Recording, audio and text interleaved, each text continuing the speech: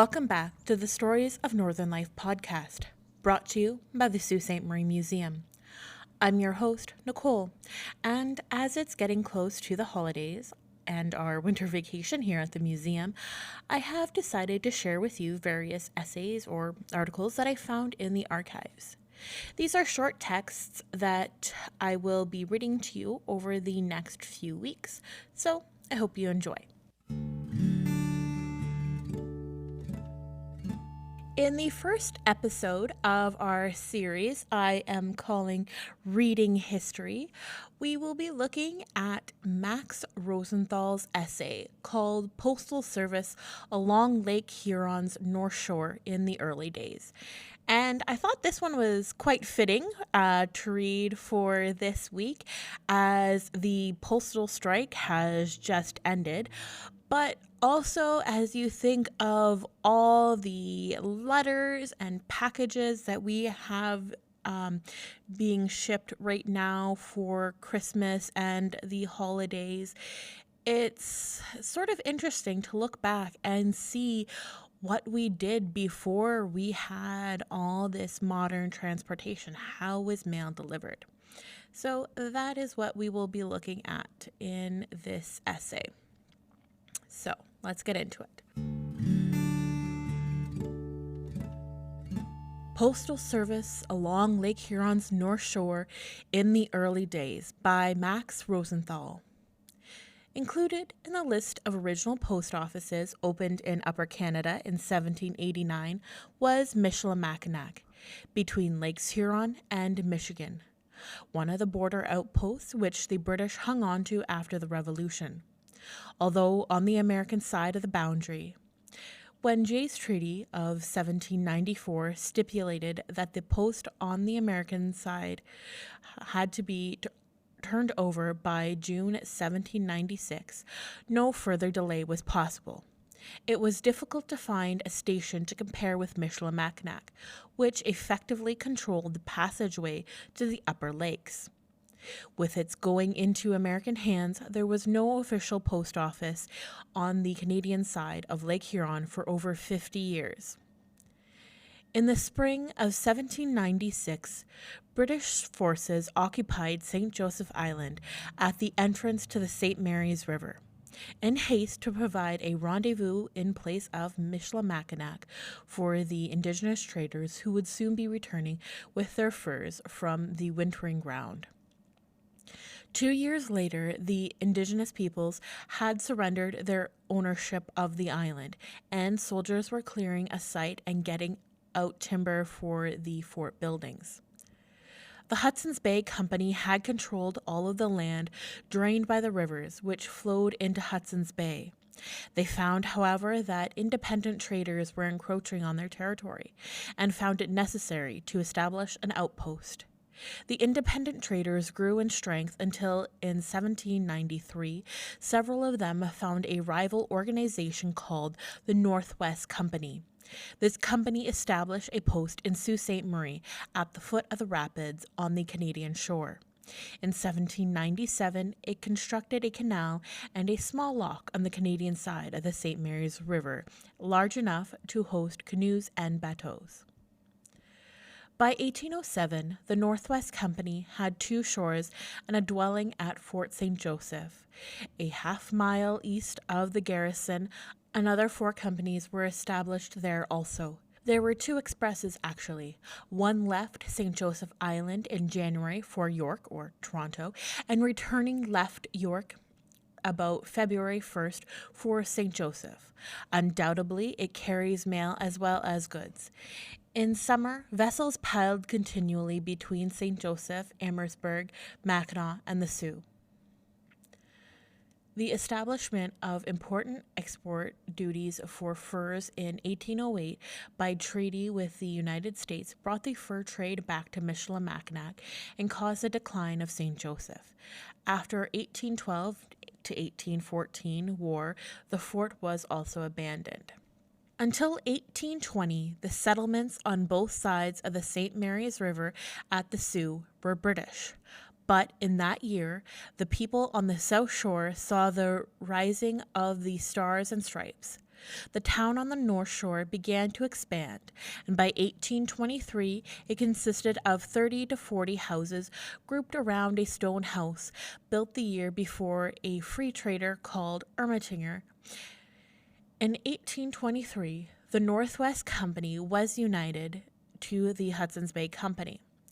In 1828, after the British garrison at Drummond Island was removed to Penetanguishene, a few French and Métis settlers returned to St. Joseph. Major William Rains in 1834 conceived the idea of colonizing St. Joseph Island and formed a company. In the spring of 1835, they loaded a vessel with sawmill machinery and merchandise for a store and sailed for St. Joseph Island. They erected the sawmill at the upper end of the inlet, which the major called Milford Haven. The Drummond Island immigrants lived on its north side. Rains opened a store, but the project languished. He gave up the store, and a partner, Charles Thompson, engaged Samuel Peck to run it. The settlement was called Pecksville for a while. Copper mining at nearby Bruce Mines on the mainland was attracting attention, and the company had thought the scheme to colonize St. Joseph, but lack of funds and a meager market for lumber caused the project to be abandoned. In 1842, deposits of copper were discovered by a group of Montreal prospectors and capitalists at Bruce Mines. Mining began in earnest 4 or 5 years later. Thus, Bruce Mines became the location of the first commercial copper mining in North America. 1861 to 1865 were its best years. The nearest post office to the Canadian settlement was at Sault Ste. Marie, Michigan, and in winter the mail came a roundabout way through Saginaw. During those months, the mail was sent by a dog sleigh from the latter place once a month. Often when traveling was heavy, mail for the outlying districts accumulated at the American Sioux Post Office. In the Ontario Archives can be found a letter sent April 27, 1846 by surveyor Alexander Vidal from Sault Ste. Marie to Commissioner of Crown Lands D.B. Papineau, Montreal, in which he wrote, I have the honor to report my arrival at this place in order to make the survey required by your letter of instructions of the 4th December, last having come by it the first vessel making the trip this spring. As I find that my communication with the offices must be by the United States mail, it will be necessary to address letters to Sault Ste. Marie, Michigan via Detroit, by which route I think I should receive them sooner than by any other. The first Canadian postmark on this letter is Sandwich, UC Sandwich, is now part of Windsor, right across from Detroit. Later that same year of 1846, a Canadian mail route was established to Sault Ste. Marie, and post offices were opened there.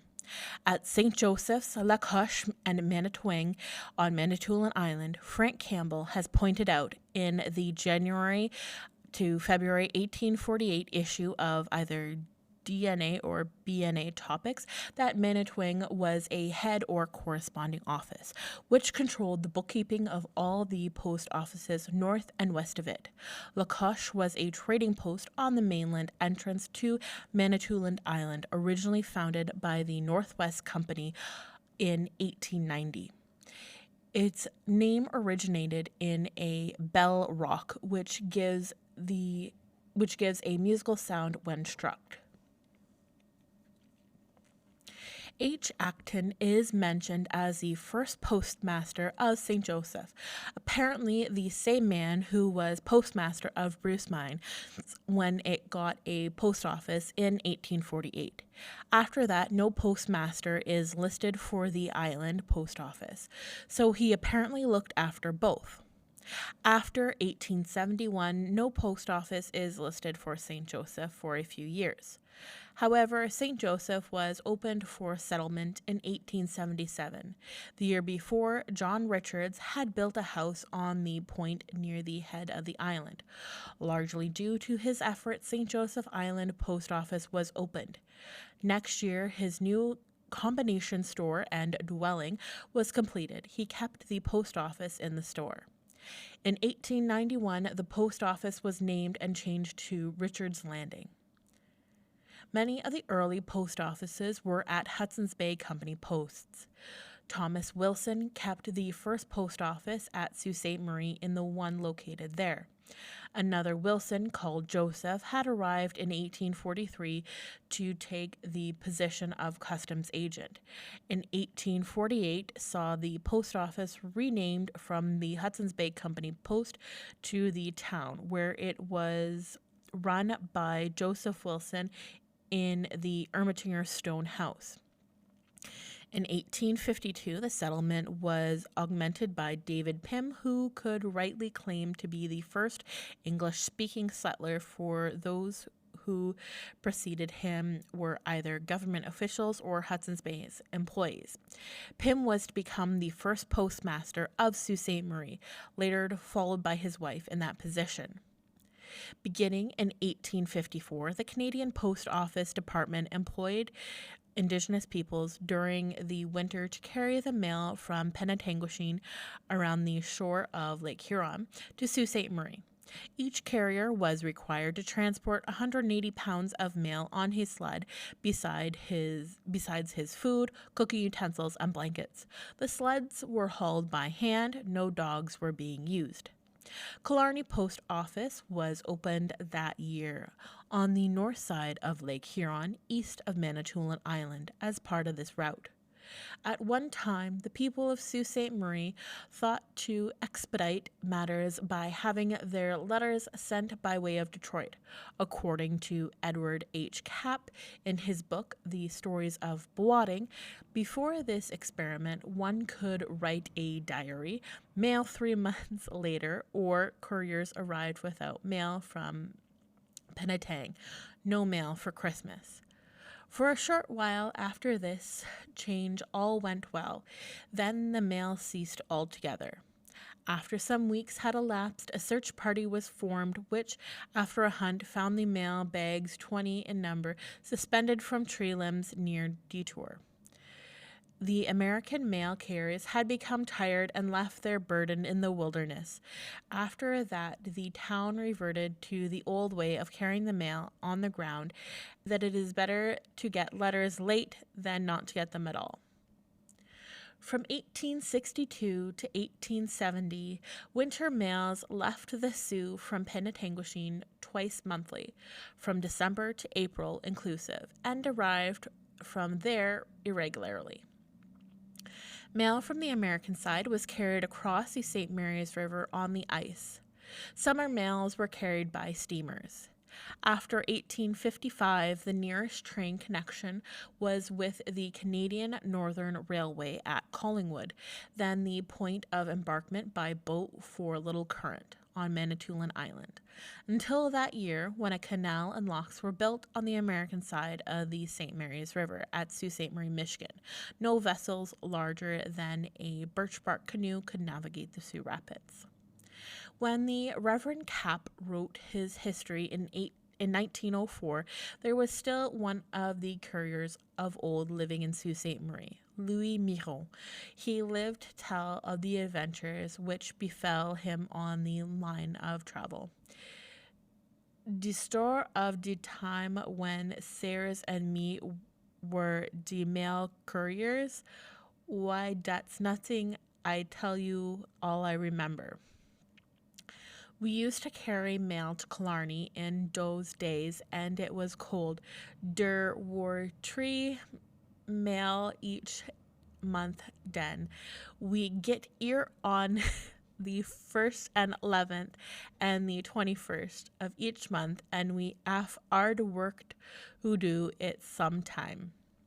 I think 40 degrees below was the regular thing then. We went by Mississauga to La Cloche, then cross the lake to Manitwang, then back to the mainland at Killarney.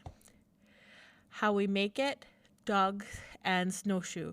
200 miles. Yes, by gar, we were owed the racket each trip, but was carry nodder pair to bring us home.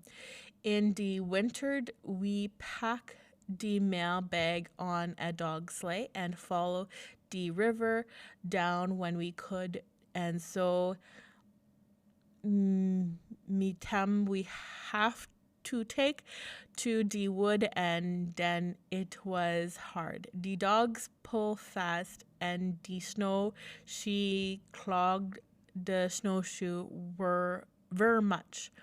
And when night come and the stars shine out, we was pretty glad to strike some indigenous party camp on the shore and have our supper with them. All along the shore was indigenous. The wigwam could be seen pretty near any place. We eat and sleep with them in the morning, go long again. How far we go? Out 35 to 40 mile. Sometime a man would walk for 60 mile a day. Yes, you know, think was, but we used to do that. We not think much of long tramps those days. I start in 1857 and make 5 trip that winter. I told you we go 3 times each month. That was when we travel was good. Sometime it take 8 days from Mississauga to La Cloche. While we reach Killarney under the Croix from Penashanguishene. Sometime they not come, then we leave the mail and come back without a load. Sometime we try to get to Penetang before the other courier arrives so that we come back without any mail. That mean without any load. In 1858, the territory of Algoma was organized with headquarters at Sault Ste. Marie. The Algoma district at the same time stretched from French River to James Bay and to an undefined boundary in the west, for Manitoba did not exist then. And so there is the article or essay from Max Rosenthal, and I'm really sorry for that last part. That was a whole bunch of quotes from the old mail carrier Louis Miron that Reverend Cap interviewed around 1904. So he basically wrote it out with, I guess, Miron's accent in mind. So I hope you could still understand that and get sort of a sense of what mail was like in the 1800s. Before we had our first official post office, which is the building that I'm sitting in right now, that the museum is now in, which was officially opened in 1906. Now, I have tried to search in our archives to see when Max Rosenthal wrote this piece, but there doesn't seem to be any record of when he wrote it. But judging by some of the languages that he used, and also the fact that it appears to be written on a typewriter, I would say that he wrote it probably in the 80s or earlier.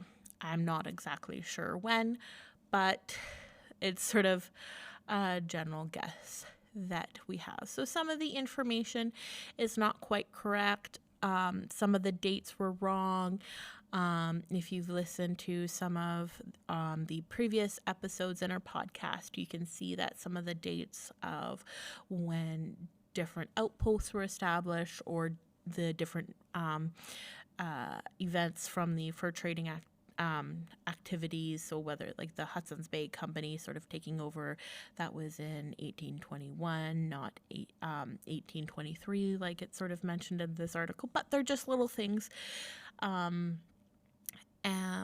But it still gives you a pretty clear idea of what it was like for us, how we had to sort of basically just trek across the land on foot to get the mail to and from.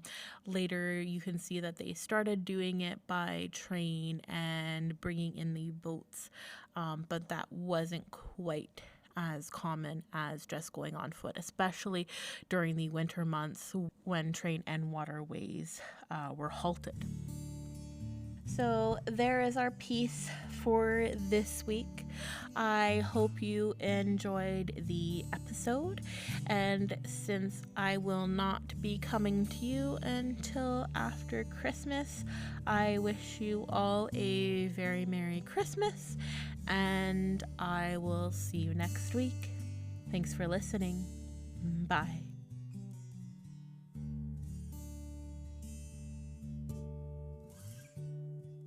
If you enjoyed this episode, you might like our blog too. Head over to our website, SaultMuseum, that's SAULT museum.ca, and look under Discover. You will find our blog, Museum Musings. We share short synopsis of influential people, historic places, and impactful events in our history. Pictures are always included, and you will be sure to learn a little something new with each post.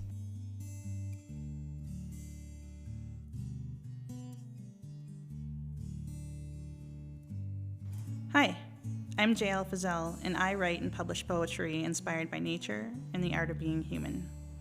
These are some of my words.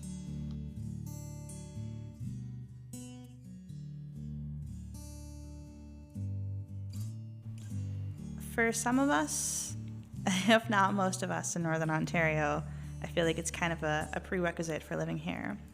But for lots of us hip here, the forest feels like home, and it's kind of our place to get away from it all. So this poem is inspired by that, and you'll find it in my fourth book, Human Nature. This poem is called No Fixed Address. Being lost in the forest amongst the towering pines and endless sky feels more like home than any four walls I've ever given the title.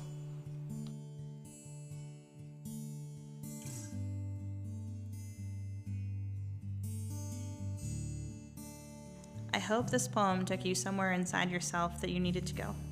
You can listen to my story here on the Stories of Northern Life podcast. Links are in the show notes.